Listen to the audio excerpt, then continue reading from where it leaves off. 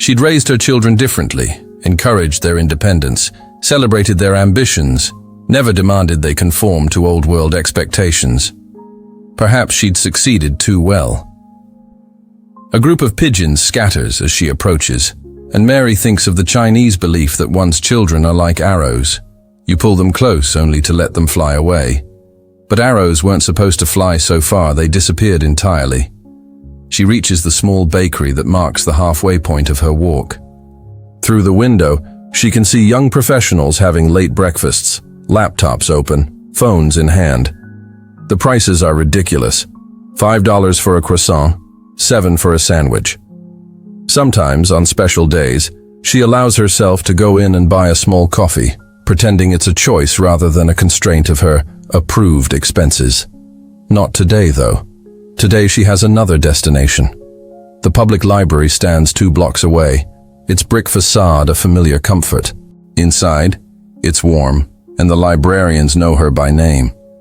They don't know that she comes here to use the computer, to look up her children online, to see pictures they post of vacations, of business achievements, of gatherings she's not invited to. Michael's hospital recently featured him in an article about pioneering surgery techniques. Sarah's company went public last year. The photo showed her ringing the opening bell at the stock exchange. David's real estate firm just broke ground on a new development. Luxury condos where old family homes once stood. Success stories, all of them. She should be proud. She is proud. But pride doesn't keep you warm at night, doesn't call on birthdays, doesn't remember that you hate cilantro or that you always sang Moon River as a lullaby.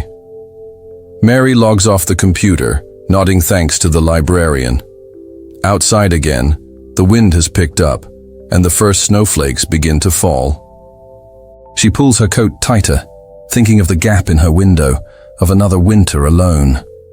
The walk back seems longer, her joints protesting each step. The neighborhood blurs through her tears she allows herself only during these walks, when no one who matters can see them. Not that anyone who matters looks anymore. Back in her apartment, she hangs her coat carefully and puts the kettle on for afternoon tea. The routine helps, gives structure to days that might otherwise dissolve into formless grief. While the water heats, she retrieves a small lacquered box from her bedroom, one of the few treasures she'd insisted on keeping from the house. Inside are photographs, older ones, worn at the edges. Michael's first steps, Sarah's kindergarten graduation, David's Little League games,